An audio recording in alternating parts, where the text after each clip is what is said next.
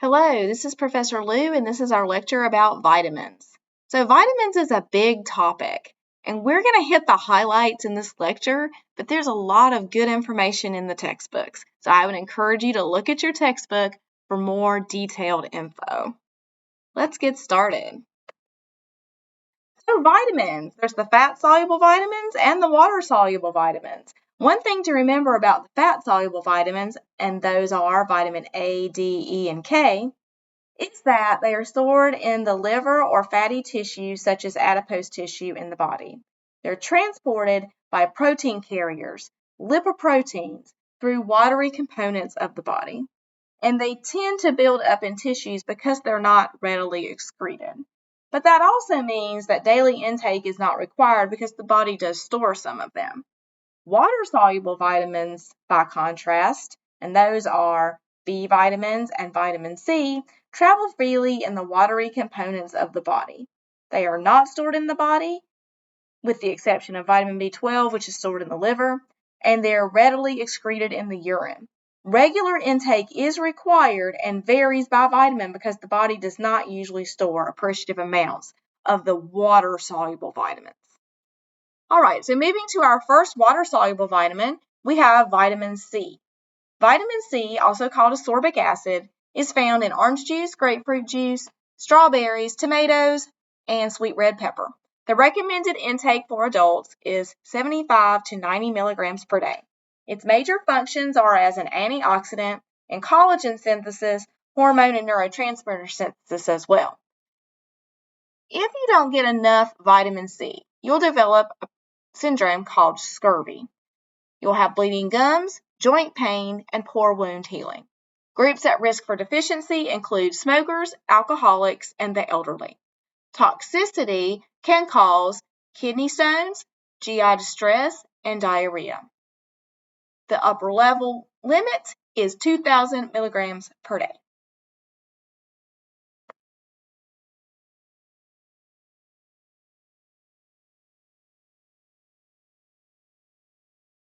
So vitamin C and collagen. In the presence of proper amounts of vitamin C, we develop strong, healthy connective tissues because we can form collagen properly. When we don't have vitamin C, we develop weak, unhealthy connective tissues. Next, we'll talk about vitamin B1 or thiamine. Vitamin sources include pork, enriched and whole grains, fish, and legumes. Recommended intake for adults is 1.1 to 1.2 milligrams per day. Major functions include as a coenzyme that assists in glucose metabolism, RNA, DNA, and ATP synthesis. Deficiency, diseases, and symptoms include a disease called beriberi. A person would have fatigue, confusion, movement impairment, swelling, heart failure. And groups at risk for deficiency include alcoholics, older adults, and people with eating disorders. Toxicity, there really hasn't been one reported, and the UL has not been determined. This is an illustration of thiamine's important role with glucose. As you can see, the output is ATP and neurotransmitter synthesis. Next, let's talk about vitamin B2 or riboflavin. Sources of riboflavin include beef liver, enriched breakfast cereals, yogurt, steak, mushrooms, almonds, and eggs. Let's stop for a minute and talk about enrichment.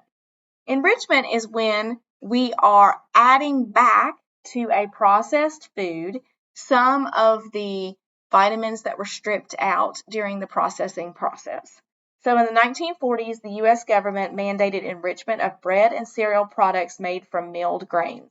Milling or refining grains removes the bran and germ to make white flour, white rice, refined cornmeal, flour for pasta, and most breakfast cereals.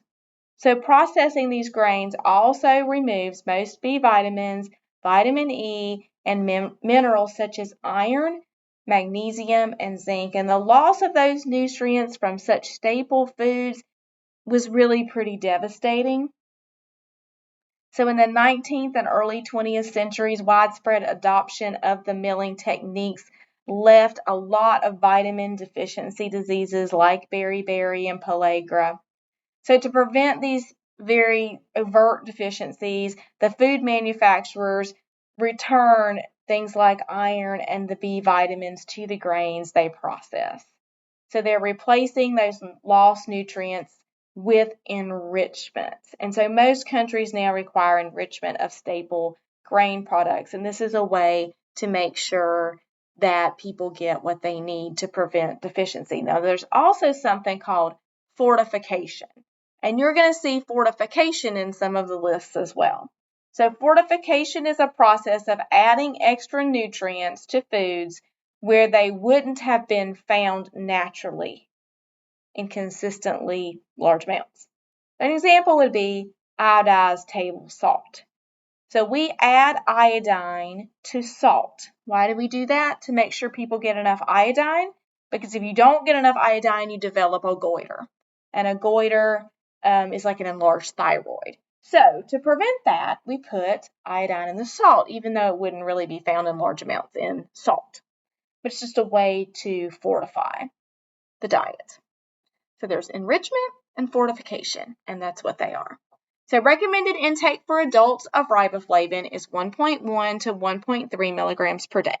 Major functions of riboflavin are as a coenzyme, assists in glucose, fat, and carbohydrate metabolism, electron carrier, and other B vitamins are dependent on it. So if you don't get enough of it, you're going to have dry, scaly skin, mouth inflammation and sores, sore throat, itchy eyes, and light sensitivity. And that would be a deficiency disorder called ariboflavinosis.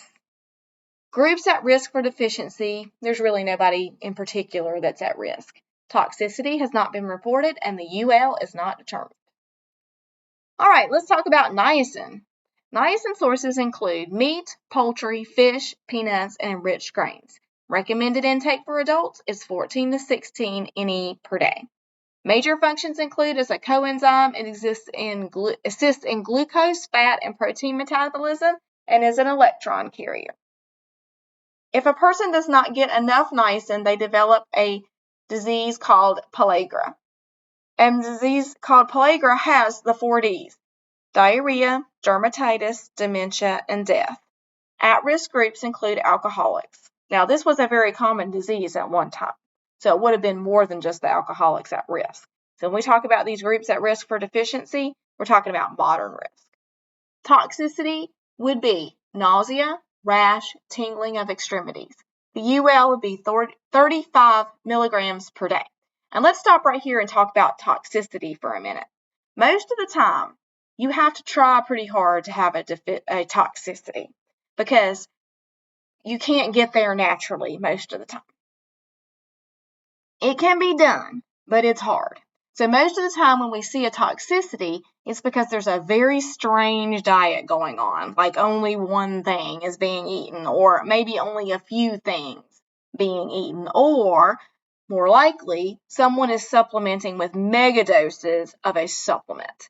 So when we talk about toxicity, it's not occurring naturally all that often with any of them, but niacin included. Okay, so this is niacin deficiency, pellagra. This is the dermatitis associated with that.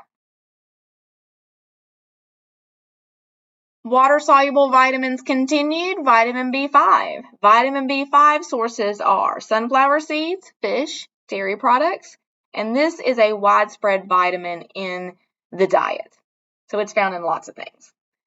Recommended intake for adults is 5 milligrams per day. Major functions are as a coenzyme, it assists in glucose, fat, and protein metabolism, and cholesterol and neurotransmitter synthesis. Deficiency diseases and symptoms would be muscle numbness and pain, fatigue, and irritability. Groups at risk for deficiency would be alcoholics. Toxicity would be fatigue and rash, and we do not know the UL. Next, we have vitamin B6. Those sources are meat, poultry, fish, legumes, which are beans, and nuts. Recommended intake for adults is 1.3 to 1.7 milligrams per day. Major functions are as a coenzyme, it assists with amino acid synthesis, gluconeogenesis, neurotransmitter, and hemoglobin synthesis. Deficiency diseases and symptoms would be muscle weakness, dermatitis, mouth sores, fatigue, and confusion. Groups at risk for deficiency include alcoholics. Toxicity would cause nerve damage, and the UL is 100 milligrams per day. Next, we have biotin. Biotin sources include egg yolks, fish, pork, nuts, and seeds. The recommended intake for adults is 30 micrograms per day. Major functions include coenzymes. It assists in glucose, fat, and protein metabolism, and amino acid synthesis. Deficiency diseases and symptoms include muscle weakness, dermatitis, fatigue, and hair loss. Groups at risk for this deficiency are those consuming raw egg whites, and the toxicity has not been reported. The UL has not been determined. So next we have folate. Folate sources are leafy green vegetables, enriched grains, and orange juice. The enriched grains there again. We've started enriching our grains with folate. We're going to see why in just a minute. Recommended intake for adults is 400 micrograms per day. Major functions are as a coenzyme, amino acid synthesis, RNA, DNA, and red blood cell synthesis. Deficiency diseases and symptoms would be diarrhea, mouth sores, confusion, anemia, and neural tube defects. Groups at risk for deficiency include pregnant women and alcoholics. Toxicity is at mass B12 deficiency, and the UL is 1,000 micrograms per day from fortified foods and supplements. So this next illustration is going to tell us one of the things that can happen with folate deficiency, and that's macrocytic anemia. And as you can see, cells would be not able to divide properly in the presence of inadequate folate, and you would develop macrocytic anemia. You would not have normal red blood cells. And here we have folate deficiency in pregnancy, and that causes neural tube defects. Now, a neural tube defect is a defect in the neural tube, which stretches from the head all the way down to the end of the spine. And when there's a defect in that neural tube, you can have a lot of disability in the baby. The most significant defect is spina bifida, which is an open defect.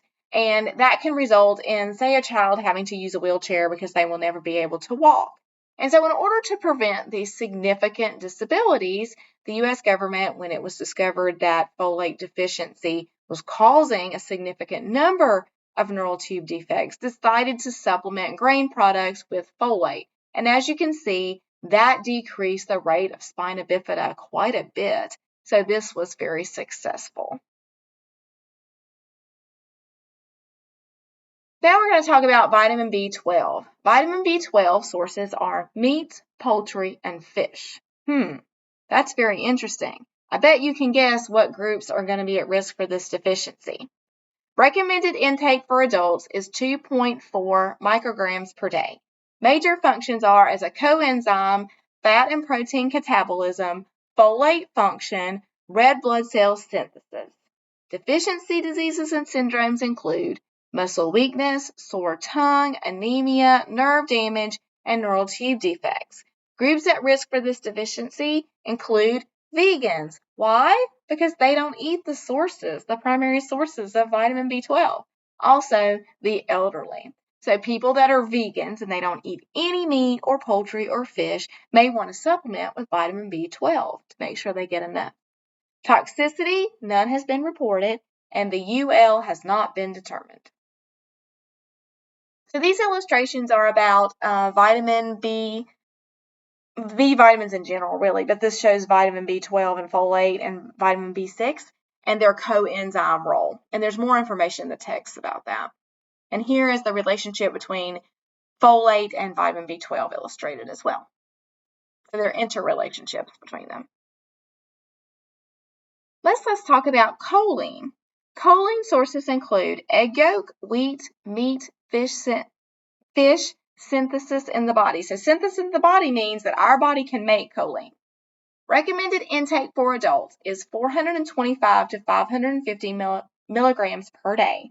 Major functions include synthesis of neurotransmitters and cell membranes and lipid transport.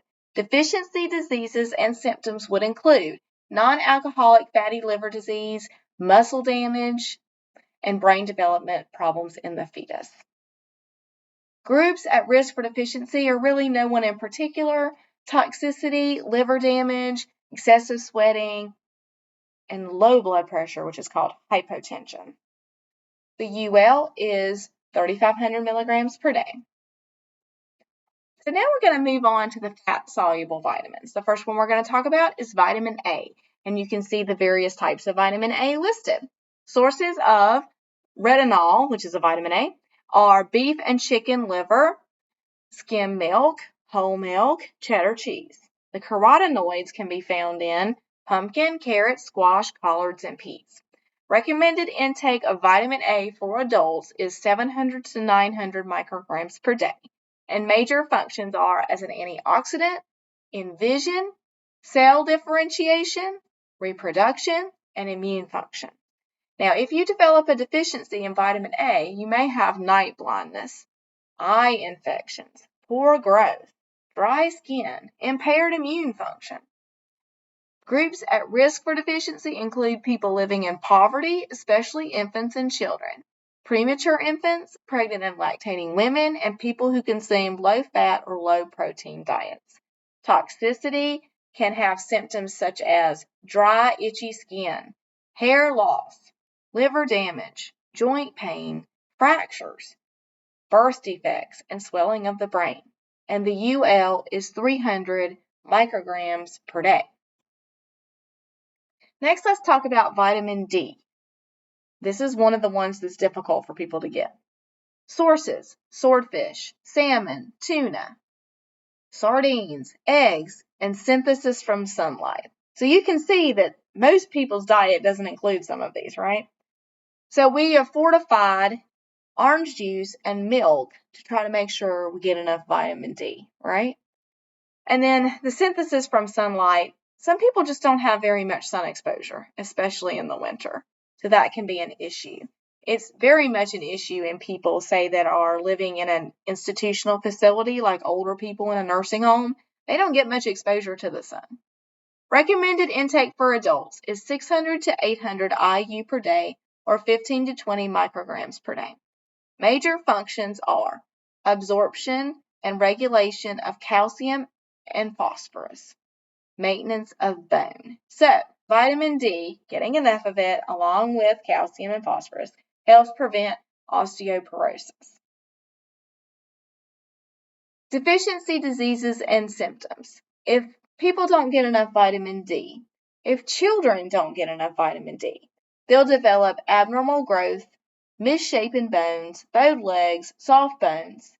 And in adults, you would develop osteomalacia, and some adults would develop osteoporosis if they don't get enough calcium and vitamin D and maintain their bone health.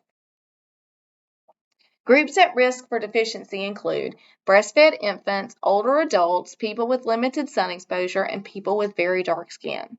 Toxicity includes calcium deposits in soft tissues. If you have too much of it, it's going to get deposited in the soft tissues. Damage to the heart, blood vessels, and kidneys. And the UL is 4,000 IU per day, or 100 micrograms per day. Now let's talk about vitamin E. Vitamin E sources include sunflower seeds, almonds, hazelnuts, and peanuts.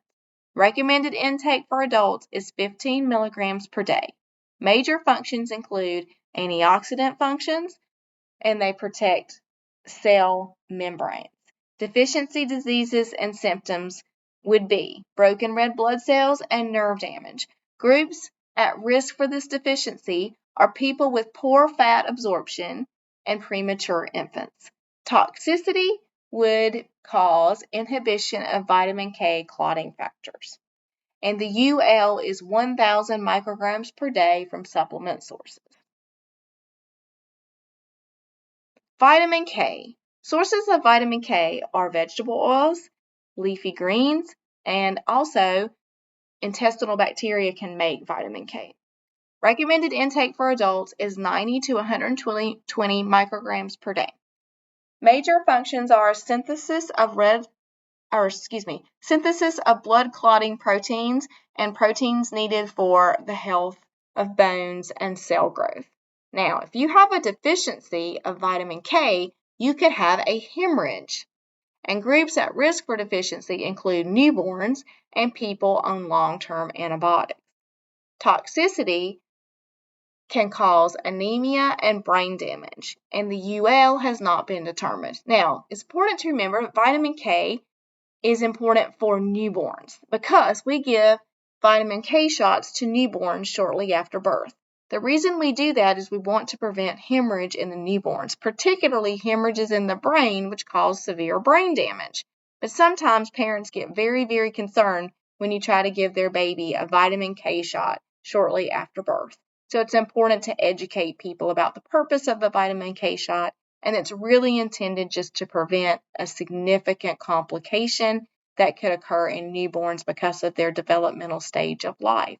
They need to grow and develop their own capacity to make vitamin K through the intestinal bacteria, right? They're newborns, so they don't have that yet. And so this is important for newborns to get this vitamin K shot. So in that very early part of life, when they have a deficiency of vitamin K, they can avoid hemorrhage. So a few other things that we want to talk about when we talk about vitamins are that most of the time we have been trying to prevent deficiencies. And that's what we've been doing for a lot of the last 70, 80 years or so. But we're starting to move into a time when we're looking at how can we optimize people's health with the right amounts of vitamins. And so a lot of the interventions of the past have been, we need to add this or that to the diet to make sure people are getting it. We need to add folate. We need to add the B vitamins and things like that.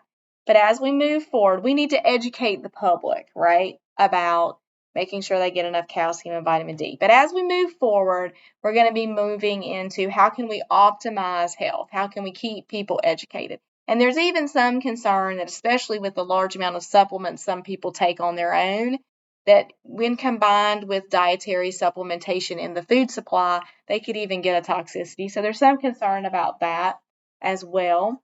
But, vitamins are really important to understand. It's really important to get under your belt what they do for the body, what the deficiencies can be, what the toxicities could be, particularly if they're likely. It's important to recognize groups that are at risk. And some of the groups you saw in the list were people like the elderly. They're at risk for a whole lot of those deficiencies. Also, people with alcoholism. People that are consuming alcohol in large quantities are not getting nutrients from other sources as much, and so they don't get the vitamins that they need because of that. So it's important to recognize groups that may be at risk. Of course, children are often at risk for deficiencies, and certainly people in poverty are often at risk for deficiencies. And so we want to think about how we can get more people into the range of healthy in terms of risk for deficiency. We want to improve their risk and make it lower, their risk for deficiency. And so that is a challenge as we go forward. We've done a lot about it, but we haven't been able to eliminate child hunger. We haven't been able to eliminate all deficiencies of vitamins in children. So we want to work on that as a public health system. And so as we move into the minerals, remember what we talked about with vitamins here. So when we move into the minerals, some of that information will also be true of minerals. And that is next time that we're going to be talking about minerals, and we're also going to be talking about water and the importance of water to human health, because the importance of water can really not be understated. Thanks so much.